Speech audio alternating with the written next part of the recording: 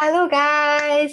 So I'm Lynn. As you guys know, right, if you have been following me on my social media platform, right, I just want to do a short video, right, to share about um how you can actually calculate your investment goals or what you want to achieve at the end of the day from your investments. Because recently I've been hopping on to quite a handful of one-to-one course, and I realized that many people started their own investment journey without any end goal in mind. All they think of is, oh, I invest because I want to make a return. But how much at the end do they need? They do not know. Right? So today in this video, I'm just going to share with you a simple illustration about how you can actually do some simple calculation to plan out and also to see what is your end goal or retirement goal that you want to achieve at the end of your whole investment journey. All right, so let's take a look. Okay, here you can see there's this retirement calculator. Okay, so from this retirement calculator, this is to calculate calculate how much do you actually need at the end of the day. So at the end, maybe at a period of time when you want to retire, how much do you really need? Okay. So the first one is annual income required based on today's dollar. So I'll be using this 60,000 as a basis, right, for accountant from the Sydney blog. So I used to be an accountant, right? So I'll just use this as a basis of my retirement calculation. So I'll key in 60,000. Okay.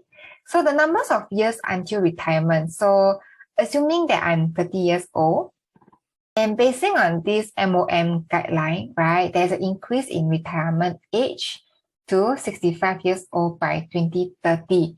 So based on this, I'll just use 65 years old as a basis of our illustration, okay? So if let's say I'm 30 years old and I'm going to retire at 65, so the numbers of years until retirement is about 35 years, okay? And the number of years required after retirement, I'll just keep it as it is at 25 years. Okay, annual inflation, I'll just use average about 2%. Okay, then the annual yield on balance, this is for the ROI on the investments that we can get. So let's say I'm look at maybe an example, okay, 5%. Okay, so based on this retirement calculator, I will estimate that I may need about 2.1 million when I reach the retirement age.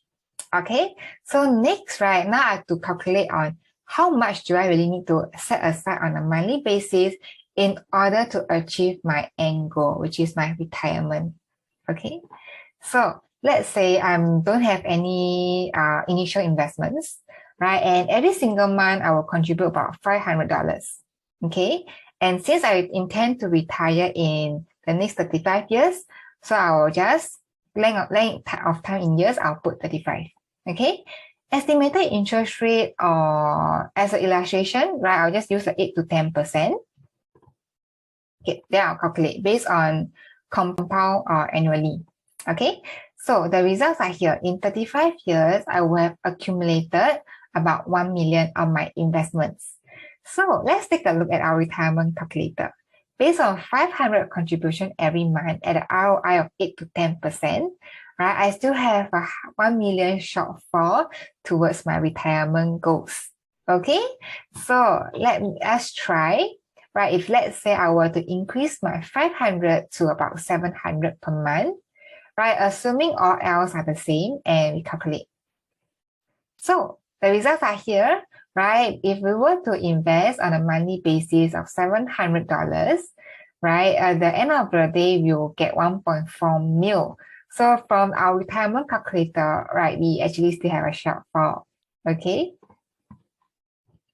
So let's say if I can afford, right, and I'll put 1,000 monthly contribution, okay, and I'll just calculate, and I get 2 million at the end of the day. Okay, so based on our retirement goals, is pretty close, right? So about 1,000. If let's say we were to try maybe 1,100, okay, you can calculate.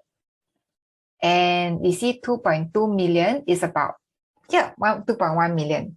All right, so by investing approximately 1,000 to 1,100 for the next 35 years with an estimated ROI of 8 to 10%, right? I will be able to achieve 2.2 million at the end of 35 years.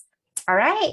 So this is just a simple illustration about how you can actually plan out what is your investment goal or what you actually want to achieve at the end of your investments. All right, and do note, right, all these ROIs of 8 to 10% is really just purely for illustration. Eventually, right, if you are doing your own investments, it's really based on your own track record and how much are you able to achieve compounding annually. All right, share with us in the comment below about what do you want to achieve at the end of your investment journey, or what are your goals towards your investment journey. All right, I will see you guys.